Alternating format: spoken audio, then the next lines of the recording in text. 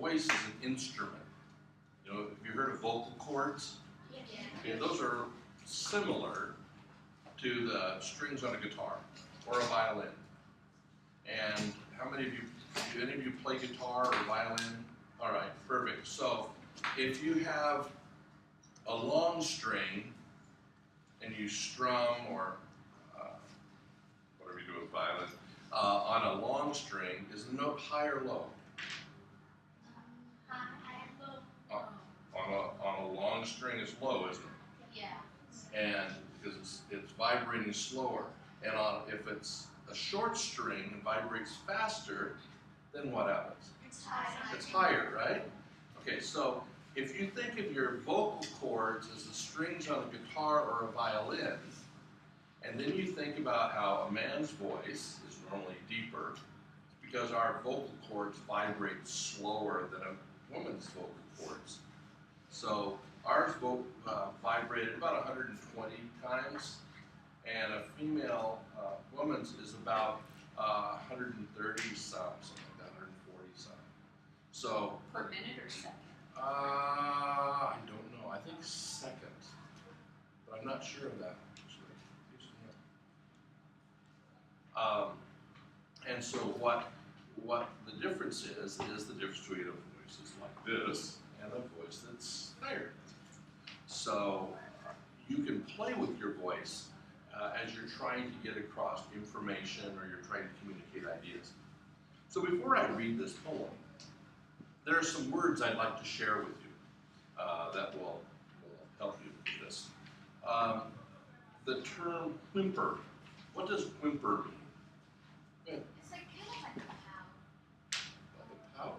Not like a pout. Like something when you're sad. Yeah. Go ahead. It's like a sound that you make like when you're sad or something, or you're upset, or just not feeling. Okay. Like it could be like a cry or something. Yes. That's right. So those are all good ones. Got other words here. I'll choose you guys. The term queer is used in this. And the term queer, one of the meanings for it is odd or different. So you'll hear that word in here. You'll hear the word sleigh. What's a sleigh? Good. Like the one Santa. That's right. Santa uses a sleigh. Absolutely. It's like a sled. You're familiar, if you've ever been any place there's snow or ice, it's like a sled or a sleigh.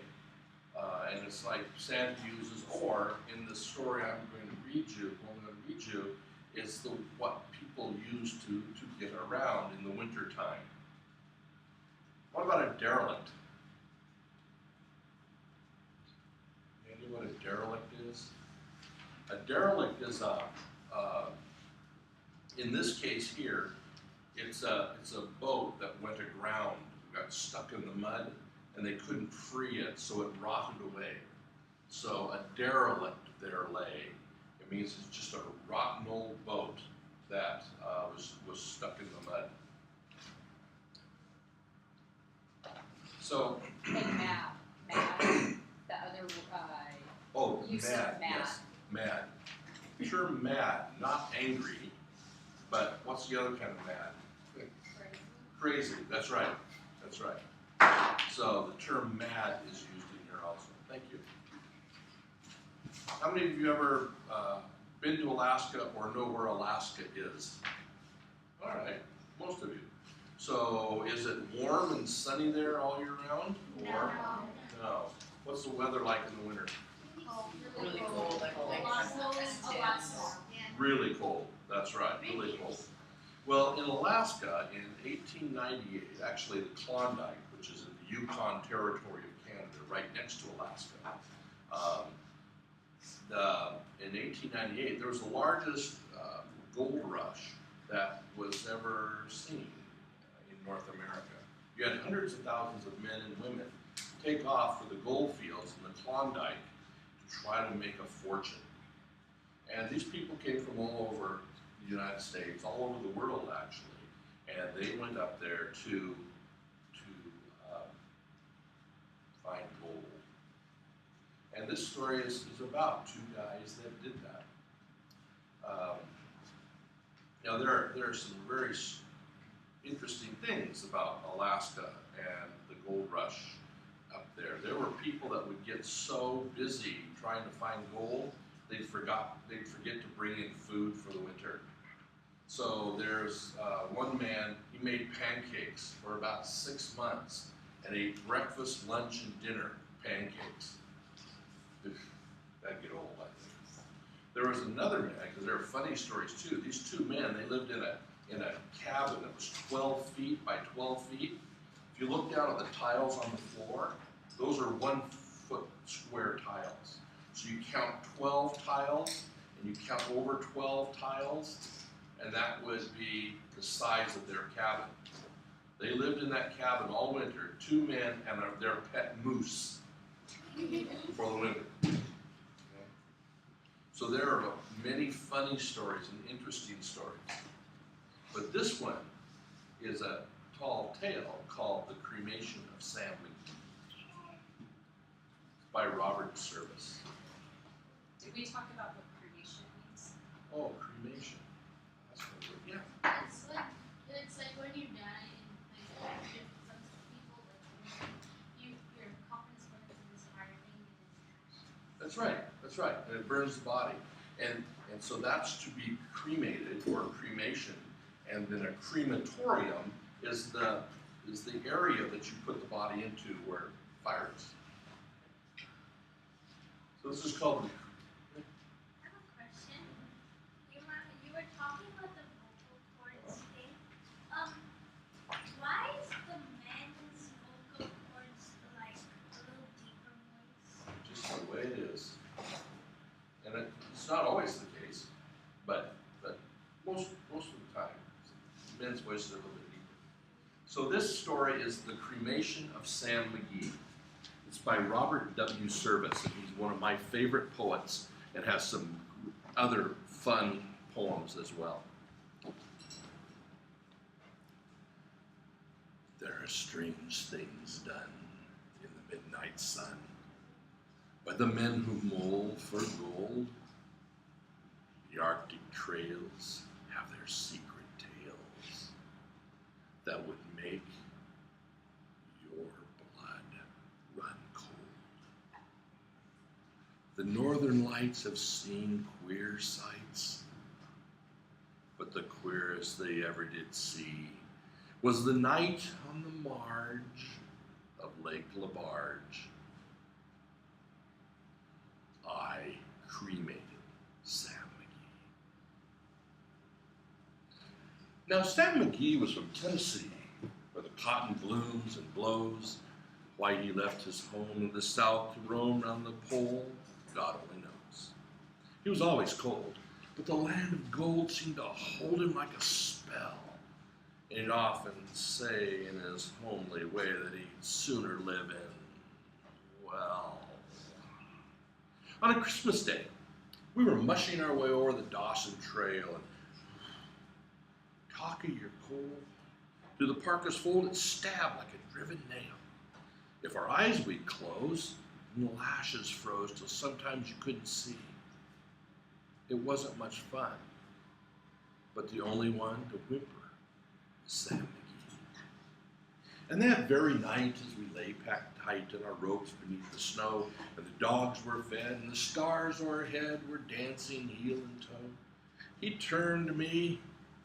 "Cap," says he, "I'll cash in this trip, I guess. And if I do, I'm asking that you won't refuse my last request." Well, he seemed so low that I couldn't say no. Then he says with a sort of moan, "It's the cursed cold that's got right hold till I'm chilled clean through to the bone. Yet 'tain't being dead, it's my awful dread of the icy grave that pains. So I want you to swear that foul or fair, you'll cremate my last remains. Well, a pal's last need's a thing to heed, so I swore I would not fail. And we started on at the streak of dawn, but God, he looked ghastly pale. He crouched on the sleigh, and he seemed raved all day of his home in Tennessee. And before nightfall, a corpse was all that was left of Sam McGee. There wasn't a breath in that land of death, and I hurried horror-driven, with the corpse half hid that I couldn't get rid because of a promise given.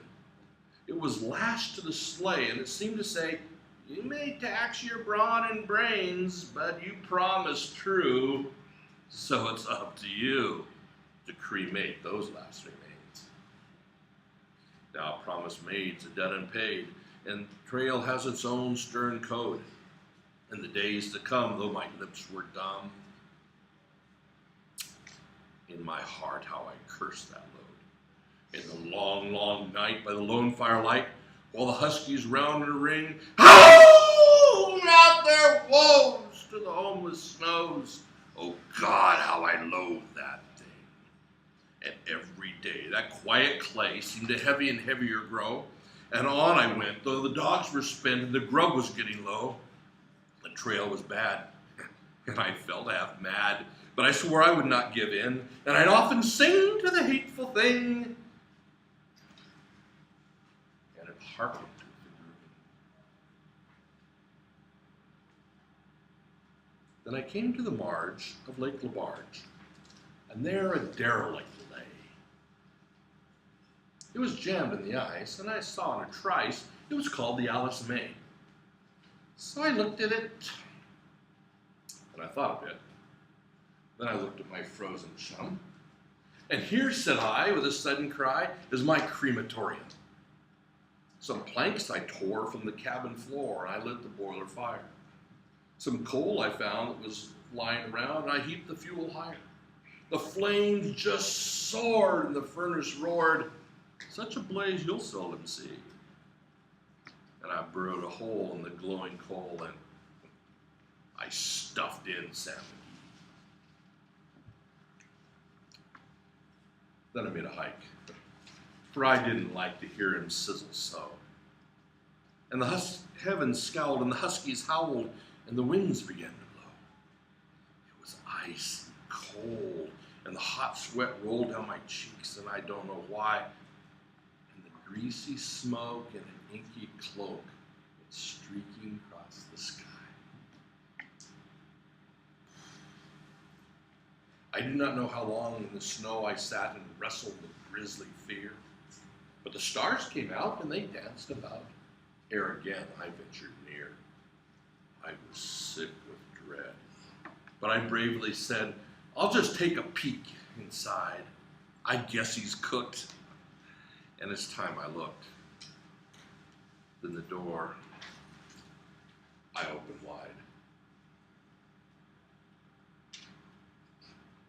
And there sat Sam, looking cool and calm in the heart of the furnace roar.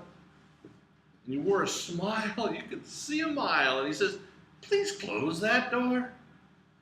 It's fine in here, but I greatly fear you'll let in the cold and storm. Since I left Plumtree down in Tennessee, it's the first time I've been warm."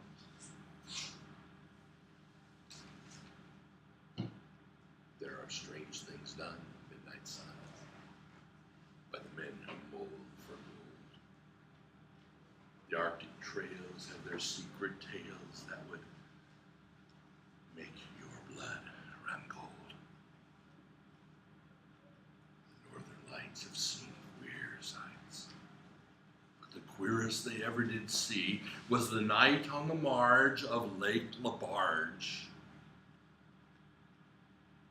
I cremated Sam McGee.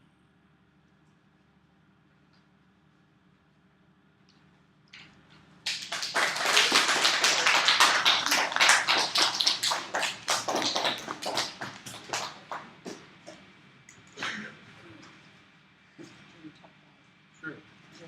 and I'll just keep. So, what did you notice about that? Good. And the expression was really, feminine and I was really good. Good. When you read, you try to make it interesting, not Okay, good. Good. But we're going to talk about that. The way you were reading, it's like you're taking us into the story and it's easy for us to imagine about what's going on. Good. Thank you. Yeah, your vocal cords go high and low. That's right. Changing the tone and the pitch of your voice is important. The dad was so cold that once you put him in a fire, he was fine. Right. Did you expect that? No. Oh. Good. The right tone for the right text. The right tone? Right tone for the right text. Yeah, that's right. Yeah. Good.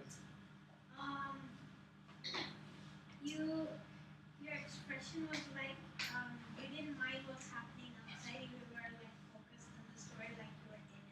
Right. Right. So what I just did was what's called oral interpretation. And it's, you know, we all like stories, right? And I've never found anybody who doesn't like to have a story read to them.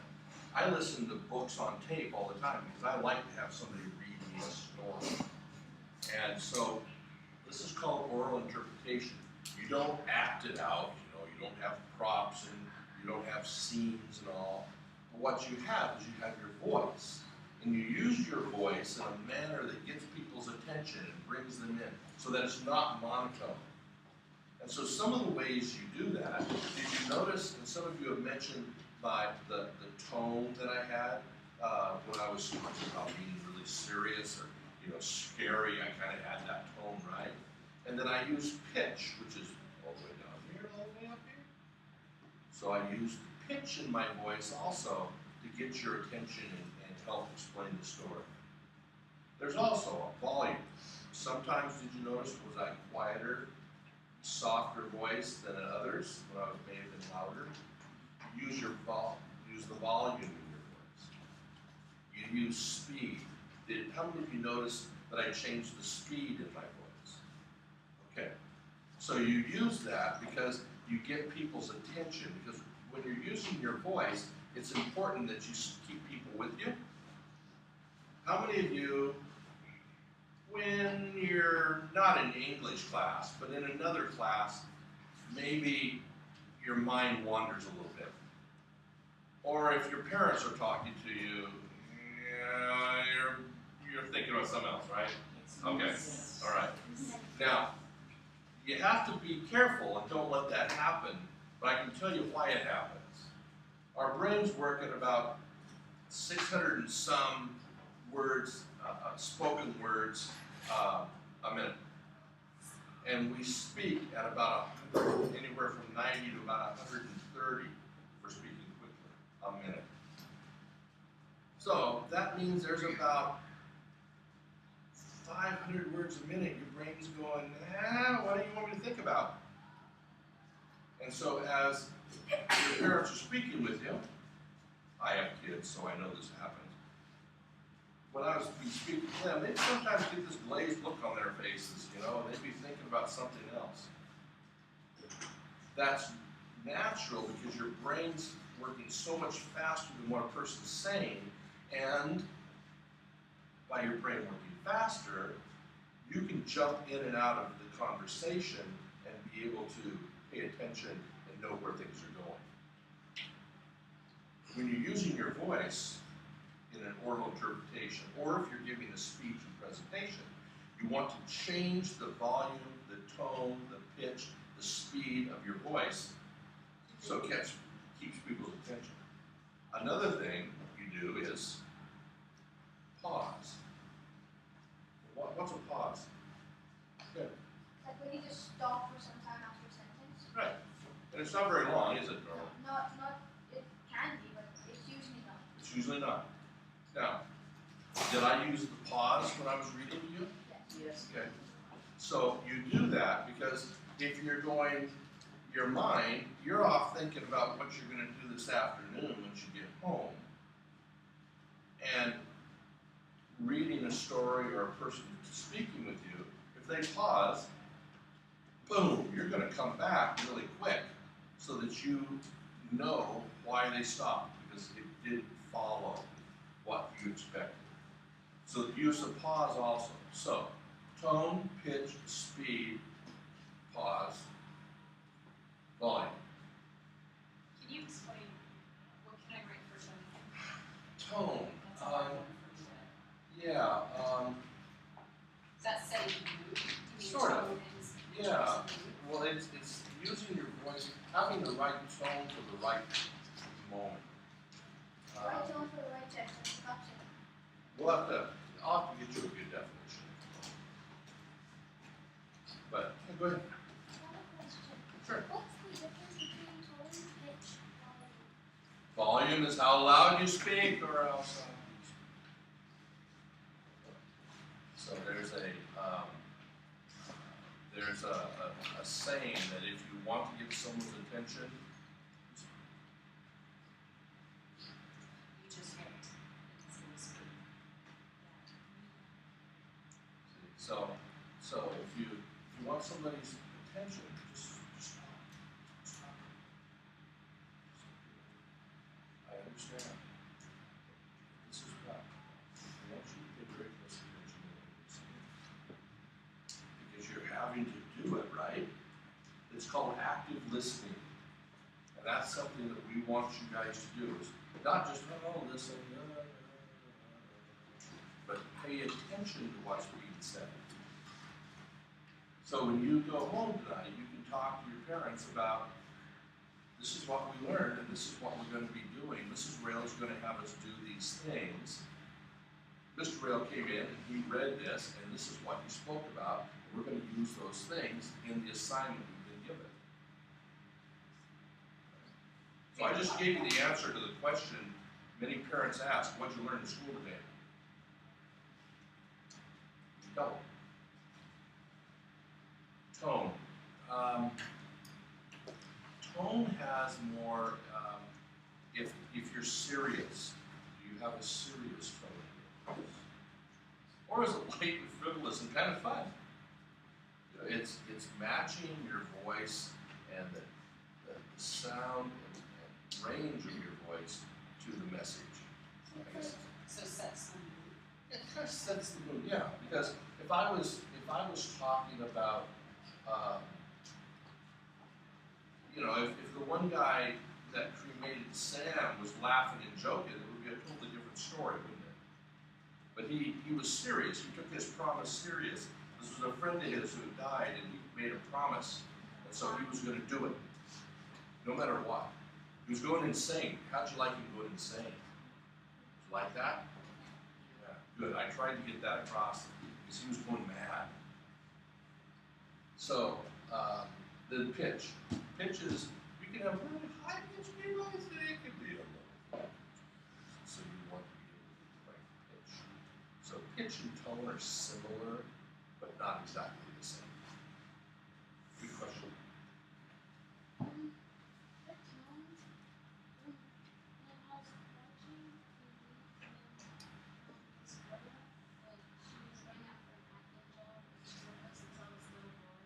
This dog died, so she was laughing while she was telling me. Yeah, that doesn't really fit, does it? What she said, she was like trying to make me feel better because when you tell someone your dog died, it's really sad. But like if you're laughing, it's not like it's kind of sick minded, but it's like you're trying to make them feel a bit better. Did it work?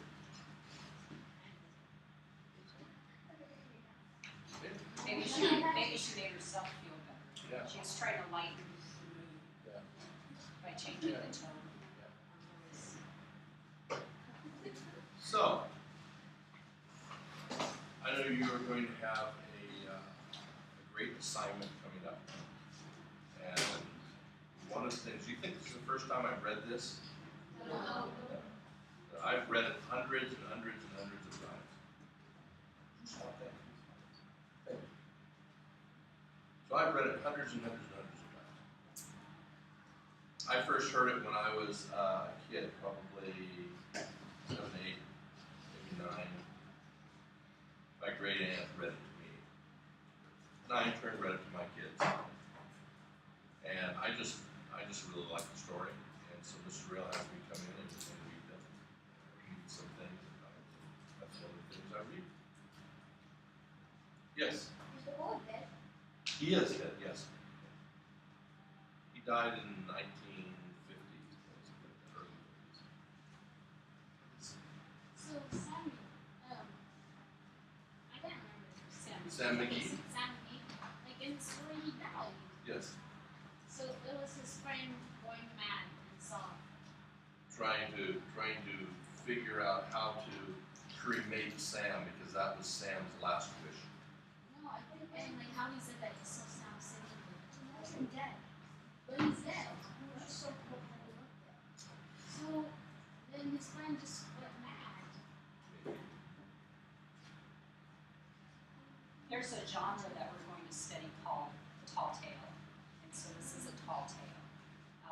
Just like the Masterman is a tall tale, right? So the same sort of idea. We'll look at some other things, and we'll eventually, in the next couple of weeks, you'll be authoring your own tall tales. But before we do that, we'll perform Masterman, and I have another example of really great ways that people do reader's theater. So Mr. Rayl's our introduction into how you use your voice as an instrument, because when we do reader's theater, well, I'll show you, I'll turn the projector on, but you'll see an example of a reader's theater being performed, and it's quite different from how we did our swine truck plays.